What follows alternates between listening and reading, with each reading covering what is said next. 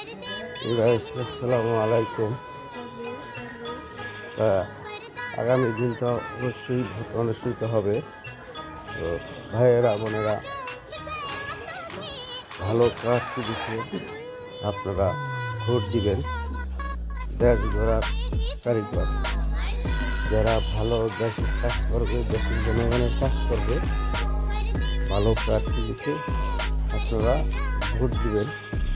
যে দেশের জন্য কাজ করে, দেশের জন্য আর এরকম বড় ধরনের আন্দোলন আর যাতে না হয়, যাতে আপনারা ভালো প্রার্থী দেখে ভোট দেবেন। ইনশাল্লাহ আল্লাহর রহমত কামনা করবেন এবং আল্লাহ যেন সুষ্ঠু, নিরাপত্ত এবং সুন্দর একটা ভোট অনুষ্ঠিত হতে পারে, যেটা কোনো ঝামেলা মুক্ত, কোনো গ্যাঞ্জাম যাতে না হয়।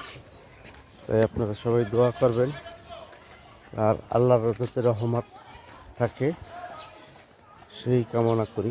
আসসালামু আলাইকুম।